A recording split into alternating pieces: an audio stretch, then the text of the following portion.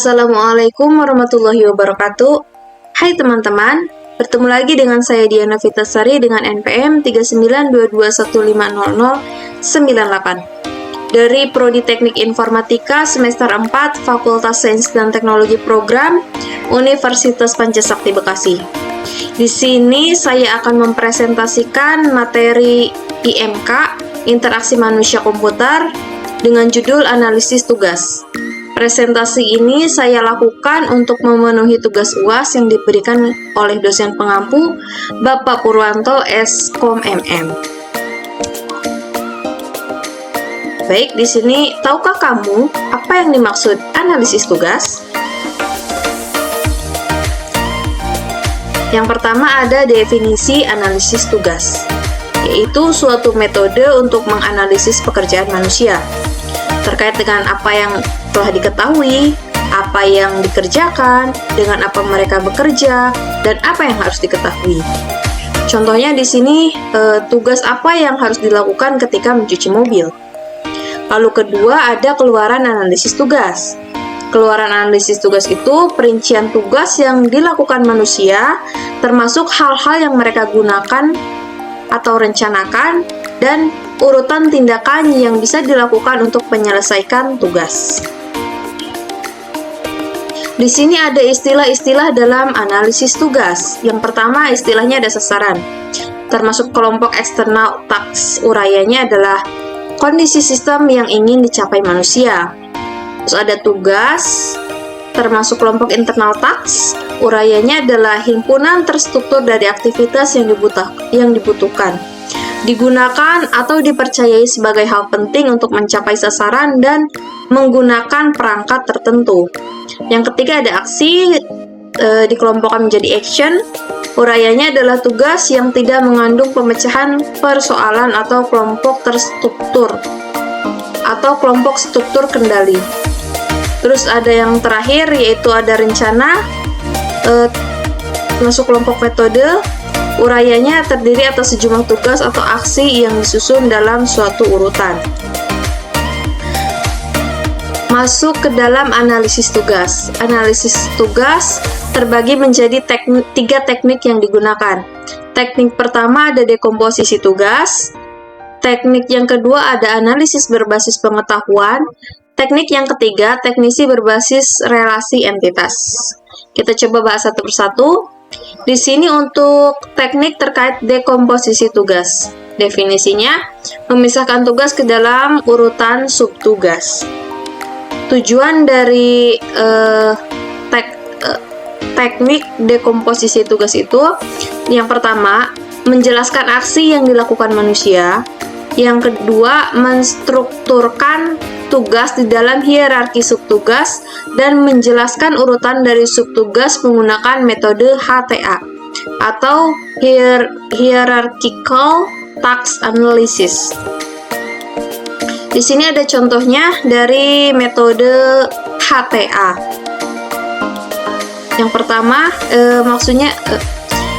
di sini ada contohnya dari HTA yaitu membersihkan rumah. Nah, untuk hierarkinya di sini ada yang pertama, ambil pembersih debu. Yang kedua, peralatan pendukung. Yang ketiga, bersihkan ruangan. Nah, bersihkan ruangan itu terbagi menjadi bersihkan ruangan utama, bersihkan ruangan tamu, dan bersihkan ruang tidur. Nah, di sini kosongkan kotak penampung debu saat kotaknya penuh ya ini. Kosongkan kotak penampung debu, letakkan penghisap debu. Kalau sudah selesai, kosongkan kotak penampung debu lalu letakkan penghisap. Di sini ada rencana 0, ini merupakan rencananya. Terus lakukan 1, 2, 3 secara berurutan atau sembarangan if kotak menampung debu yang telah penuh dan yang telah penuh. Masuk ke langkah keempat. Selanjutnya lakukan langkah kelima. Jadi hierarkinya itu pertama kan ini rencananya untuk membersihkan rumah. Kita berarti langkah pertama ambil pembersih debu, terus ambil alat pendukung, terus bersihkan ruangannya seperti ini. Ada 3 ruangan. Lalu setelah selesai membersihkan, kita bisa kosongkan penampung debu. Atau jika misalkan saat membersihkan ruang tamu alat pembersihnya penuh, kita bisa kosongkan dulu, lalu kita masuk lagi ke sini, kebersihkan ruangan yang ketiga, lalu setelah selesai kita kosongkan kotak penampung debu, lalu letakkan penghisap debu. Seperti itu. Kita masuk ke pengertian yang kedua, yaitu tentang analisis berbasis pengetahuan. Teknik analisis berbasis pengetahuan. Analisis berbasis pengetahuan dimulai dengan mendaftar semua objek dan aksi yang terlibat dalam tugas dan kemudian membangun taksonominya. Hal ini mirip dengan deskripsi hierarki yang dibangun pada bidang biologi. Contohnya, hewan digolongkan menjadi invertebrata dan vertebrata.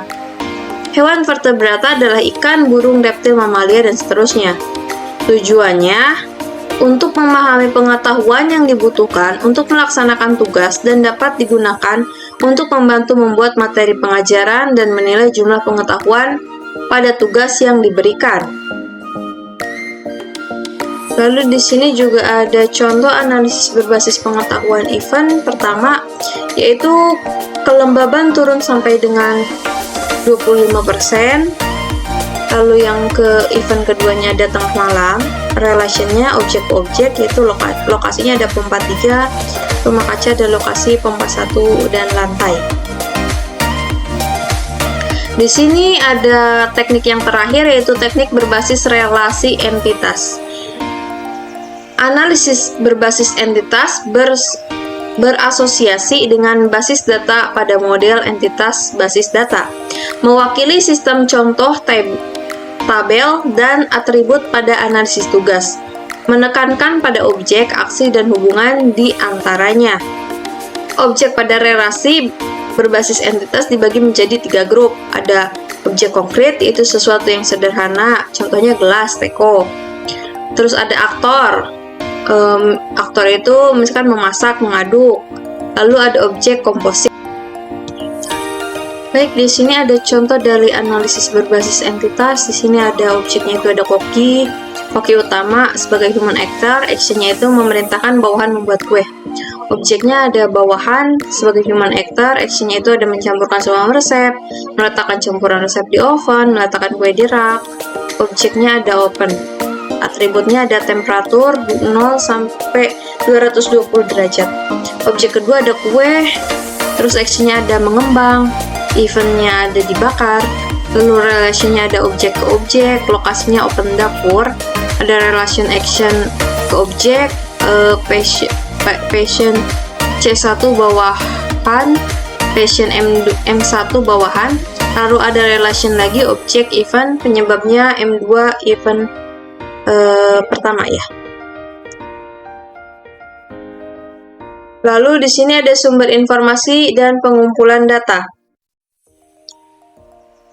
Sumber informasi dan pengumpulan data dimulai dari dokumentasi, dilanjutkan dengan observasi, lalu wawancara, selanjutnya ada analisis awal, sehingga pengurutan dan klasifikasi. Penggunaan hasil analisis tugas. Yang pertama, hasil analisis tugas. Mengajarkan cara melakukan task. Yang kedua, menyusun manual atau materi ajar. Yang ketiga, membantu user menjelaskan sistem ke pihak lain. Yang kedua, mendefinisikan kebutuhan dan perancangan sistem, yaitu memandu perancang sistem baru, membantu perancang dalam memilih model internal untuk sistem yang sesuai dengan harapan user, meramaikan pengguna sistem baru. Yang ketiga, perancangan detail interface, mengklasifikasikan tugas atau objek yang digunakan dalam merancang menu, menghubungkan antar objek dengan aksi OOP. Selanjutnya ada penggunaan hasil analisis tugas, yaitu hasil analisis tugas mengajarkan cara melakukan task ini tadi.